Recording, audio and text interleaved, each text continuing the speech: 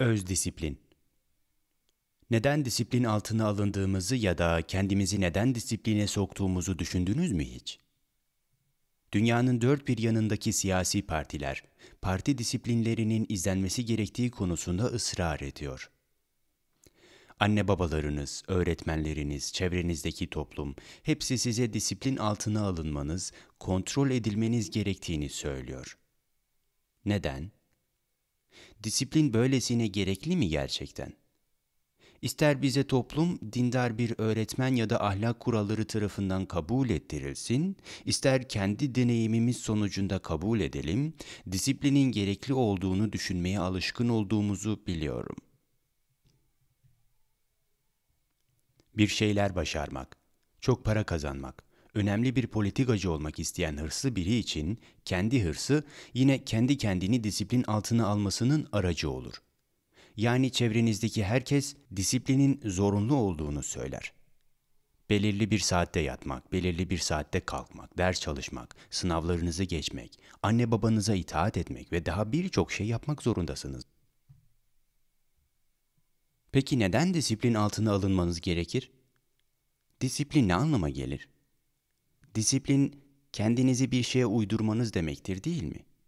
Düşüncelerinizi başkalarının söylediklerine uydurmak, bazı arzulara karşı koyup bazılarına boyun eğmek, bir adete uyup diğerine uymamak, yalnızca yüzeysel olarak değil, derinden boyun eğmek, bastırmak, izlemek.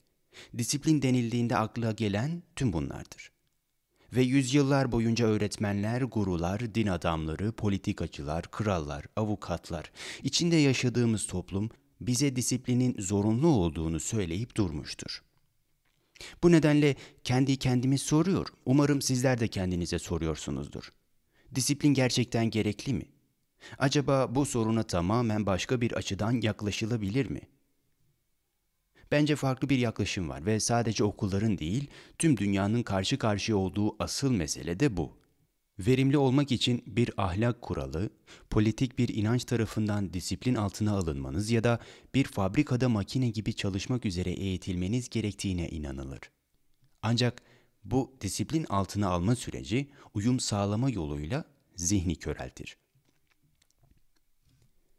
Peki disiplin altına alınmak sizi özgürleştirir mi yoksa ister diğer komünizmin ütopik şablonu olsun ister herhangi bir ahlaki ya da dini şablon olsun ideolojik bir şablona mı uydurur? Disiplin altına alınmak sizi özgürleştirebilir mi? Her ne çeşit olursa olsun disiplin sizi bağlayıp bir mahkuma dönüştürdükten sonra gitmenize izin verebilir mi? Bu mümkün olabilir mi? Yoksa disiplin sorununun iç yüzünü anlamanızı sağlayacak tamamen farklı bir yaklaşım var mı? Yani sizler birer birey olarak iki ya da daha fazla çatışan arzu yerine sadece tek bir arzuya sahip olabilir misiniz? Ne demek istediğimi anlıyor musunuz? Aynı anda 2 ya da 10 arzunuz birden varsa disiplin sorunuyla yüz yüze gelirsiniz, öyle değil mi? Zengin olmak istersiniz, arabalarınız, evleriniz olsun istersiniz ve aynı anda azla yetinmenin ya da hiçbir şeye sahip olmamanın ahlaka, dine daha uygun olduğunu düşünerek tüm bunlardan feragat etmek istersiniz. Peki insanın tüm benliğinin çatışmadan bütünlüğe erişmesini ve böylelikle de disipline ihtiyaç duymamasını sağlayacak biçimde eğitilmesi mümkün müdür? Bütünlüğe erişmek özgürlüğe işaret eder ve böylesi bir bütünlük ortaya çıktığında disipline elbette ki gerek kalmaz. Bütünlüğe erişmek tüm yönleriyle, bütünüyle tek bir şey olmak demektir. Küçük yaşlardan itibaren doğru eğitim alabilirsek bu, içsel ya da dışsal herhangi bir çatışmaya yer vermeyen bu durumun ortaya çıkmasını sağlar ve bu durumda da disipline ya da baskıya ihtiyaç kalmaz. Çünkü yaptığınız şeyi bütünüyle, özgürce ve tüm benliğinizle yapıyor olursunuz. Disiplin sadece çatışma olduğunda ortaya çıkar.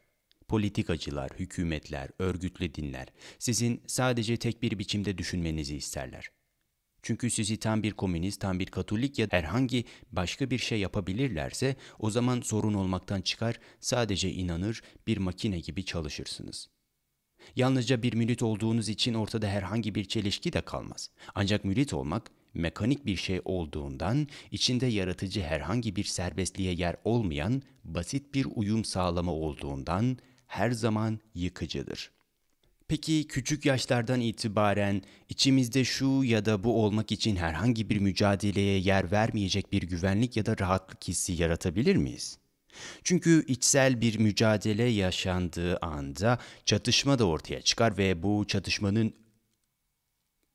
çatışmanın üstesinden gelmek disiplin gerektirir. Oysa doğru şekilde eğitildiğinizde yaptığınız şey bütüncül bir eyleme karşılık gelir. Bu durumda ortada herhangi bir çelişki, mecburi bir eylem yoktur. Disiplin bütünlük olmadığı sürece var olur. Ancak disiplin insanı özgürlüğe yöneltmediği için yıkıcıdır. Bütünlüğe erişmiş olmak herhangi bir tür disiplin gerektirmez. Yani iyi olanı, içgüdüsel olarak doğru olanı, gerçekten güzel olanı tüm benliğimle yaparsam, işte herhangi bir çelişki taşımam ve sadece bir şeye uyum sağlıyor olmam. Eğer yaptığım şey bütünüyle güzel bir şeyse, herhangi bir Hindu geleneğine ya da komünist teoriye göre değil, her durumda daima doğru bir şeyse, bütünlüğe erişmiş bir insan olurum ve disipline de ihtiyacım kalmaz. Peki ya içinizde bütüncül bir güven hissi oluşturmak ve böylece yaptığınız şeyin sadece yapmak istediğiniz şey değil, aynı zamanda temelde iyi ve daima doğru bir şey olmasını sağlamak okulun görevi değil midir? İçinizde sevgi varsa disipline de gerek kalmaz, öyle değil mi? Sevgi kendi yaratıcı anlayışını da beraberinde getirir. Böylece direnç ve çatışma olmaz. Ancak böylesi bir bütünlükle sevmek, özellikle de gençken sadece kendinizi tamamen güvende, tamamen rahat hissettiğinizde mümkündür. Bu aslında eğitimci ile öğrencinin birbirine son derece büyük bir güven duyması gerektiği anlamına gelir. Aksi halde şimdiki kadar çirkin ve yıkıcı bir toplum yaratırız. İçinde herhangi bir çelişki barındırmayan bütüncül eylemin önemini anlayabilirsek ve böylelikle disipline de gerek duymazsak, bence tamamen farklı bir türde kültür, yeni bir medeniyet yaratırız. Ama sadece direnir, bastırırsak, bastırdığımız şey kaçınılmaz biçimde başka yönlerden bize geri döner ve birçok zararlı eyleme, yıkıcı olaya sebebiyet verir. Bu nedenle disiplin sorununu anlamak çok önemlidir.